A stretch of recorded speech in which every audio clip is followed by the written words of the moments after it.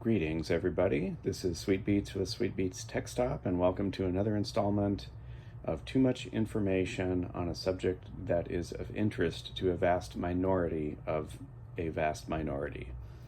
You are looking at a couple of early 2000s digital audio workstations from Yamaha. We have a Yamaha AW2816 on the left and a Yamaha AW4416 on the right. The 4416 was introduced around early 2000. The 2816 followed about a year later.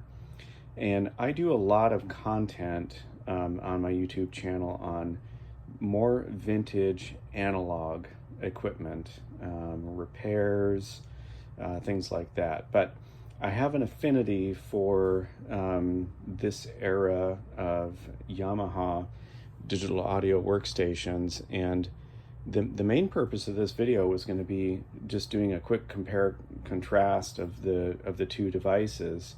You know, obviously this is a younger, smaller sibling to the 4416. You can just see that by looking at it. And I wouldn't be the first to do this. There, lots of people from Sound on Sound to Threads on Gearspace, etc., have done comparisons of these over the years. So I'm like, 22 years late on this. And yes, I also want to, sidebar call out here. We're doing this with these things sitting on the floor because this is also another installment of me and my lack of concern or ability at videography. So the work desk is full, and so the floor makes a big giant desk, so we just put them down here. So at any rate, in order to back into the comparison between the two and their features, I wanted to explain a little bit about why I have an interest in these in the first place.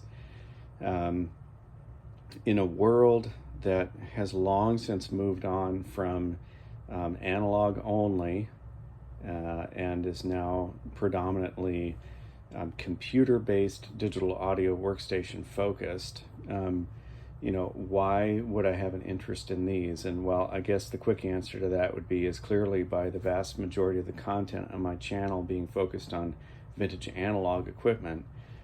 Of course, I might be more focused on dinosaur age digital equipment, but it's not really about that because, to explain briefly, I have a considerable exposure to a wide variety of recording and sound production equipment. I've done front of house mixing on analog and digital consoles. I've done recording projects from EPs to full length on both analog equipment, hybrid equipment, digital equipment. I've used multiple computer-based digital audio workstations and multiple interfaces, control surfaces. I think just because of my age, I have a greater comfort level with analog equipment, one control per function. That's the era that I came from. I first became exposed to this equipment prior to the digital age, and so that's what's familiar and more comfortable to me. But why do I tell you all of this? I guess just so that you understand that I am not basing a interest in this era or this type of device on something that somebody told me, or on internet buzz, or a lack of exposure to other things, or a fear of certain things. I've had hands-on and used, in some cases to a pretty extensive degree, a wide variety of equipment, types of equipment, and currently have a current computer-based digital audio workstation that I use, and that's a Harrison Mix Bus. You're looking at a corner of my Ampex MM1000 2-inch 16 track over here. The Studer console is down the way here, and I've used a wide variety and echelons of quality of equipment and have an affinity for all of them. By my YouTube content, you know that I have some affinity for even cassette-based multitrack machines, and other analog tape machines, open reel type machines. And so, with that, some years ago, a couple, 3 years ago, just because of a busy life and the demands of tape machines and the cost, the service needs, the time that is required to really properly care and feed for them and keep them in proper condition. Between that and a certain lack of content with a computer-based digital audio workstation, being distracted by things on the screen, mouse clicking, too many bells and whistles or options, and for me, what feels like relatively frequent updates, whether it's updates to the computer operating system, hardware failures with the computer, updates to the DAW software, all of those things. I started looking back into actually, cassette-based or other forms of Porta-Studio type devices that were self-contained, just from the standpoint of being able to get ideas down, or have something that was all self-contained. And while, again, I have an affinity for some of those devices, there were things that quickly were lacking for me. And again, this is all my personal opinion, all my personal experience. With the cassette-based systems, you still have the analog tape maintenance issues. You do have some sonic limitations, but I'm not going to go into that because that people are very opinionated and polarized about that, and that's not the point of this video. So I started wondering, again, is there something that has good sound quality and useful, even powerful mixing tools and sonic shaping tools? I have an affinity for dub type music and being able to have something that has control so that you can do delay and reverb pops, do different things with the EQ, do different mix downs in real time.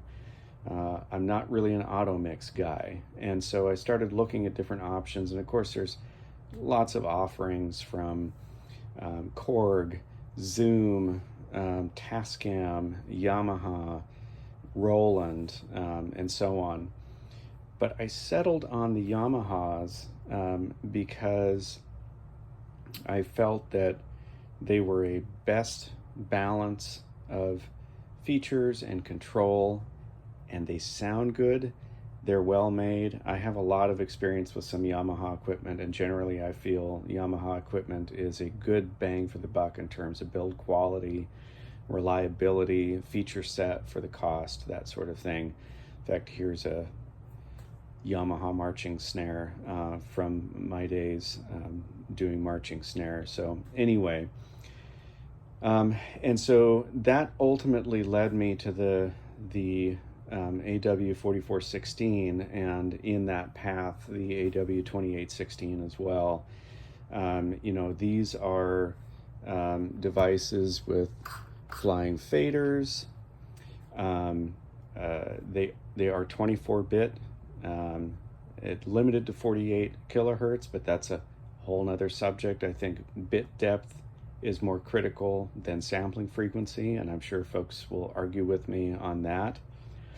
But when you look at the feature set of like an AW4416 and what it can do in a self-contained package that you can easily carry from place to place. And for those of you that don't know, for instance, the 4416 is a 44 channel or 44 input digital mixing console, or rather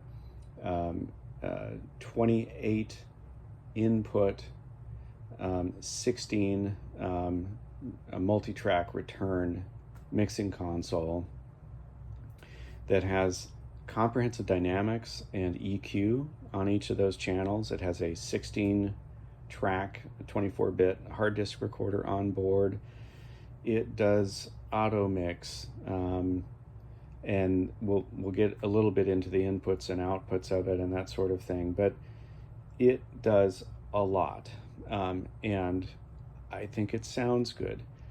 Is it going to be as good as the current cutting edge, top of the line, digital audio interface using a computer-based DAW? Well, that's a very arguable point, and probably not. A lot of things are in the ear of the beholder, and so it becomes a balance of, what are your level of needs, what do your ears hear, and what can you do with it? And I think the bottom line is what you will find is that you can produce very professional and great sounding mixes on an AW4416, even just in base condition, but it's a scalable and expandable unit as well. And if you attach a peripheral or two to it, that can open some pathways to even better mixes and better quality results. And so all of that to be said, I found this was a niche device where you don't have to deal with updates of any kind. Every time you turn it on, it's the same graphic user interface, it's the same feature set. You can become extremely familiar with how to navigate and how to use it. And I think something that's underrated is the power of being familiar with your equipment versus having cutting edge equipment. I think you can achieve greater results as you become familiar with and spend time with the equipment that you have. And I experienced that with a Yamaha O1X many years ago. I had a system with an O1X, an i88X, and a PreSonus Digimax FS. Could do a lot with it. I had a Cubase digital audio workstation, PC-based, and became very familiar with how to use it and navigate, to the point that from a controller standpoint, interfacing it with Cubase, I almost never had to use a mouse and rarely had to look at the screen. That for me was satisfying and less distracting. And so this the 4416 kind of resonates in that way with me. Again, this might be complete garbage to you and you might disagree, or it might just not be your cup of tea. But that's kind of where I'm at. Something that is the same when you turn it on, that has the capacity to bring great results, and has a sensible layout, a great feature set, and is scalable and expandable. So anyway, that's what led me to these. It fits in a pocket between the tape machines and the analog desk and the computer-based DAW, and there are other people that feel the same way. Again, I think a vast minority, but 2000-ish this was introduced, and it is still kicking and running strong and doing well and works well. There are a lot of these around, and the thing is, you can find these for $150 or $200.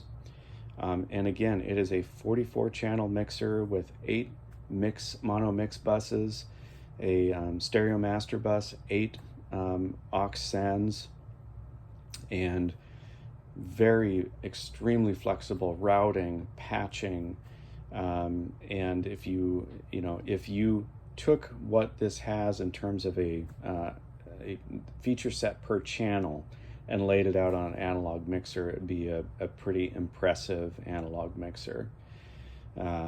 So, and this is all based on the O2R mixing console, which I'm sure there are varying opinions about that, but it was extremely popular. A lot of good work was done on the O2R. I don't think it's something that folks necessarily stuck their noses up at. And what a lot of people don't know, you'll read on the internet, and again, this is that kind of thing where it's maybe public opinion without basis for opinion. Like, I would encourage people to express opinions about things they actually have firsthand knowledge of. That's more valuable than I'm expressing an opinion about something that I read about somebody else's opinion, about their opinion of something else they read about somebody else's opinion. And that's what a lot of the internet is nowadays. And I'm on a little bit of a soapbox. Maybe that's an interesting soup mix for people, but it leads people astray. And so I try and stay away from it and try and express opinions that are based on things that I have had my hands on, or have some basis for having an opinion on. So the microphone preamps, for instance, draw some criticism. I've read the O2R in the same way. It's the same circuit as the DM2000, which generally you don't see criticism about. So that's interesting to me. If you look at the schematics, it's the same circuit. So anyway, O2R, even DM2000 related analog stage before the converters. So, okay, again, that's the first phase of too much information for a vast minority of people, but hopefully that's of some interest to folks. To look specifically at the differences between the 2816 and the 4416, I just thought that this was interesting. I've had a 2816 before. Again, it was my first Yamaha digital audio workstation from this era that I bought. As I was getting into this and exploring, is this something that has a place in my world of recording equipment? And I ended up quickly transitioning to the 4416. I got a 2816 and then got a 4416 to compare, because it's one thing to read the manual, it's another thing to put your hands on it and start applying it to real world situations. And I did that and ended up selling the 2816. So you're wondering, why is there a 2816 sitting here? Well, came up on eBay and it was super cheap, like a stupid good deal. Needs some help, needs a new real-time clock chip, Dallas 12887 real-time clock chip, and it's easy enough for me to pull the old one out and put a new one in with a socket. It's got a couple of problems with a couple of the preamps, which I've now already discovered is because somebody was a bit too rough with something, and I think the pots are broken. So we'll get those swapped out. Faders aren't working that great. Need some, they're a bit slow. I've started doing some servicing on them just to see if they'd come back, and they're working better, but I'm gonna open it up and actually clean them out, lubricate the carriages, and really get the elements cleaned off. Trying to think what else is wrong with this. Very little. I mean, otherwise it's fairly clean, but for the price of admission, couldn't pass it up, and an opportunity to open something up, clean it up, and bring it back and pass it on to somebody else at a really good deal is what the plan is with this guy. So it's here. I have several of the 4416s,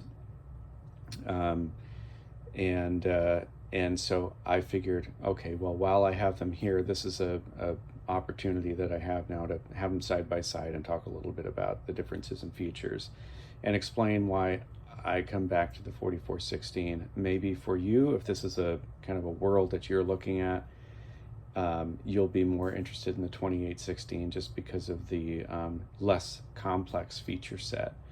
But I think the 4416 is a much more powerful option. And again, these weren't meant to be same devices. This was introduced a year later. and was meant to be a more affordable stripped down version. But I want to talk a little bit about what does stripped down mean and what you lose with the 2816, and that might help you decide, hey, you know, that's okay with me. And I like the smaller footprint and the more simple feature set. So key differences, you'll notice obviously you've got 8 channel faders on the 2816, you've got 16 on the 4416. And what that represents, it doesn't just represent control, but it represents mixing capability. Obviously the model numbers 2816 and 4416. So the 4416, again, I said has 44 mixing channels. That's 24 possible inputs from the outside world, plus 2 stereo returns, and then 16 recorder monitor channels, so like 16 multi-track returns, basically.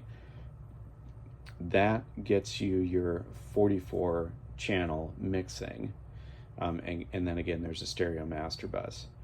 So that 28 channels of input mixing that you can patch to, that comes in the form of 8 analog inputs that are on board the 4416, and then on the back we have 2 mini, I don't know how you say it, you could just say it IGDI, but it's Yamaha, it's a Yamaha format option card, YGDAI, and so you see I have a card here that says Y56K on it. That's a card made by Waves that offers ADAT, input output, 8 channels, a light pipe input output, and a comprehensive set of high quality effects that can be patched and chained into 8 channels.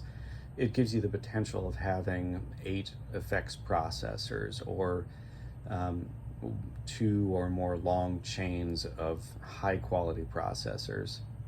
And then the other card here is an MY8 AD24. That's 8 high quality TRS balanced inputs.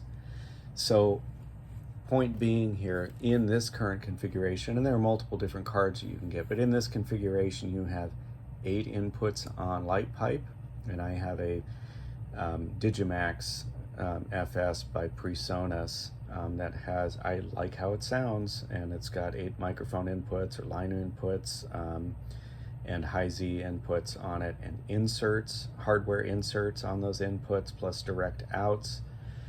So you get 8 inputs here, and in my case, in this configuration, 8 more inputs here, plus the 8 inputs here. So as this unit sits right now, I have 24 balanced inputs, and with the PreSonus, and these are, even though you see only 2 XLR inputs, so we have XLR mic input 1 and 2 that are tied to phantom power here.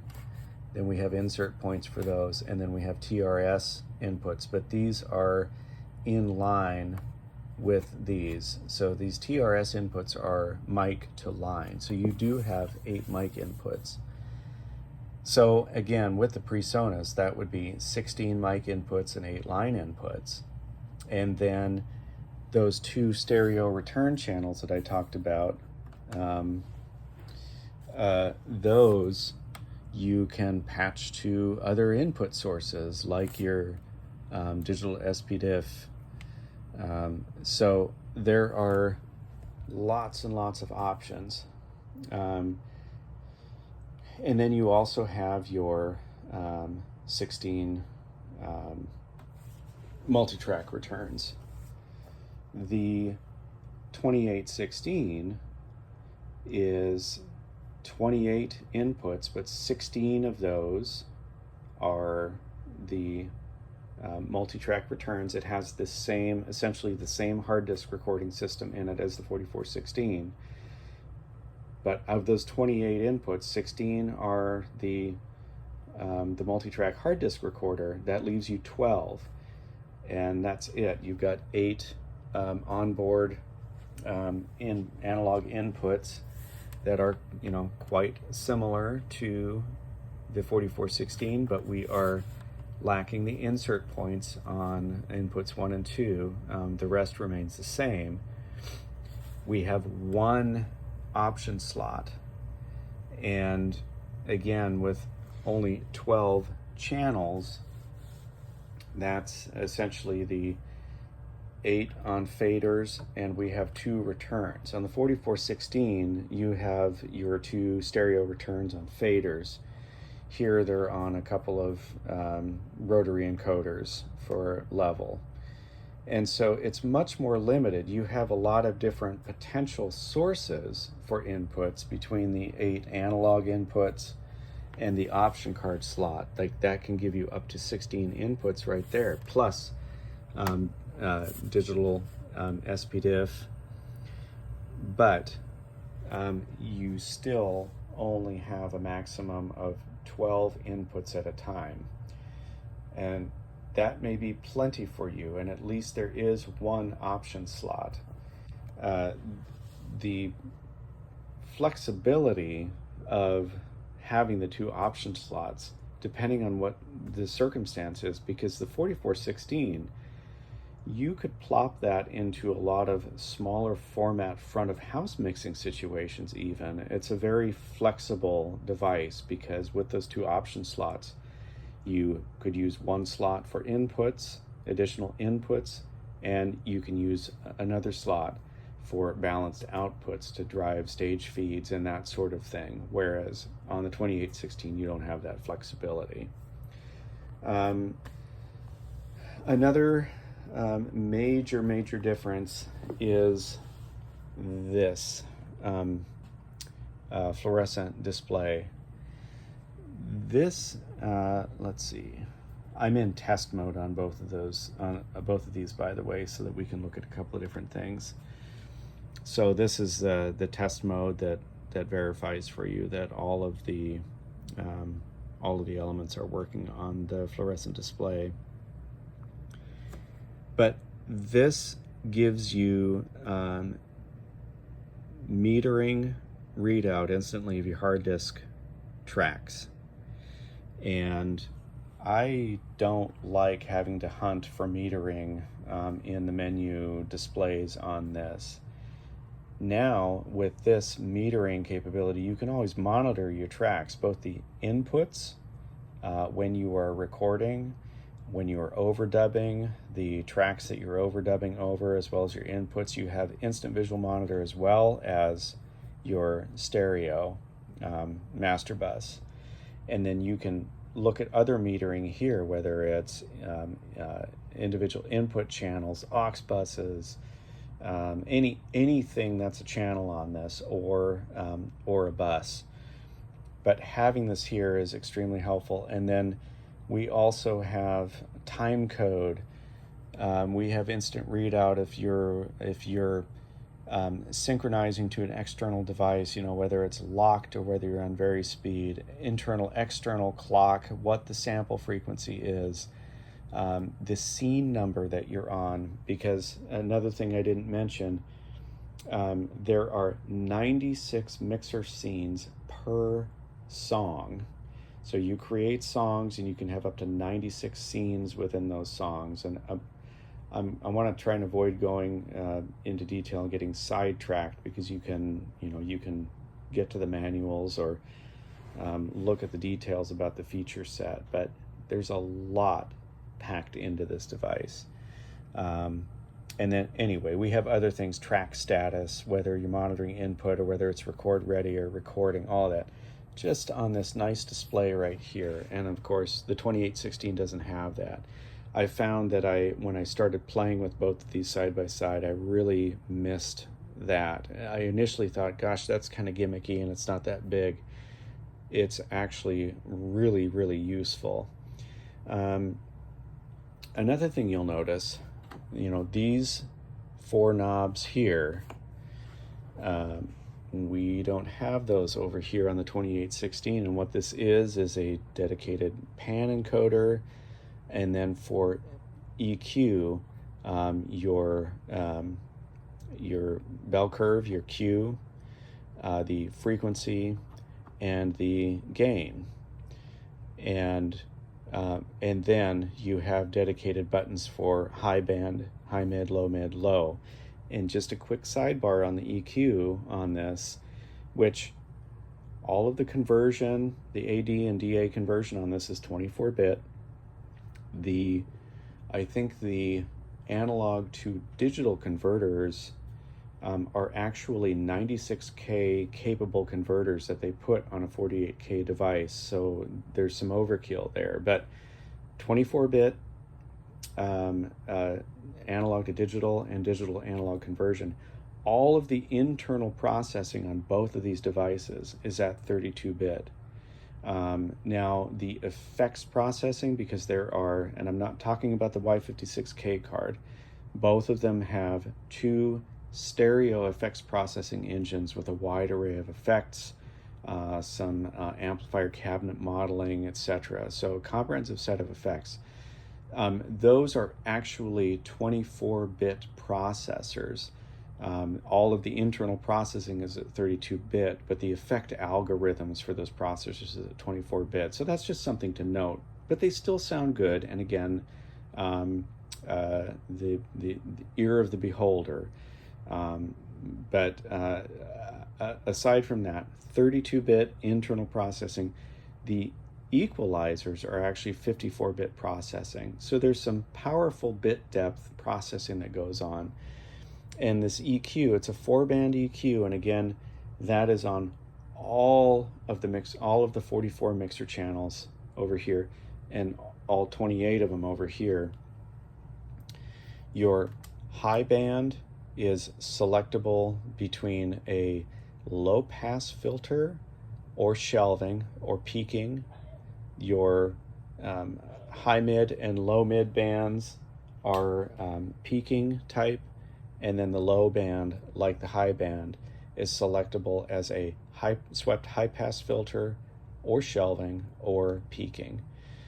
So there's a lot of power in that, and having these encoders here, depending on your settings, how you have your preferences set up in the device, you can, whatever channel you have selected, and if you tweak the pan control, it automatically takes you to the pan screen, and you can see all of the pans. And same with the EQ control, it very quickly jumps to the screen for that, so that's handy. So again, I mentioned earlier, I have an affinity for dub style music. So for me, I'm always asking the question, well, how well can I actually mix in real time on this? Is it the same as having an analog mixer in front of you where you can wrap multiple controls with fingers and access everything right there, one knob per function? No, it's not. But then it wouldn't be a digital mixer. But this is a good compromise. Being able to quickly do this, hit select, jump to different channels, and because you have 16 faders on the 4416 versus the 8 over here, if you're trying to mix a 16-track project and you're having to page between, tracks 1 to 8 and tracks 9 to 16 over here, versus having fader control of all 16 right in front of you and being able to hit and select different tracks and tweak pans or tweak EQ, it makes a big difference from that aspect on the 4416. And that leads me in that vein to the next big difference, which is unfortunate that they left it off of the 2816, auxes on faders.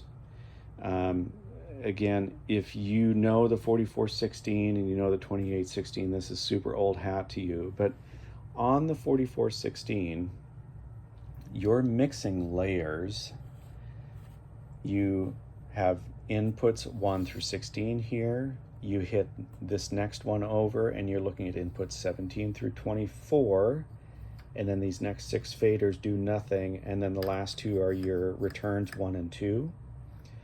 or you're in monitor mixer. Again, the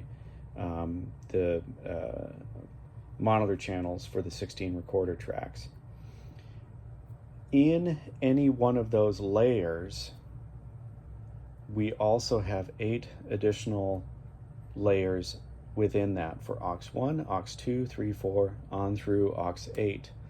So what that means is, let's say I'm in recorder mode in monitor mixer, so these 16 faders are the 16 recorder tracks, and I hit aux1, this lights up.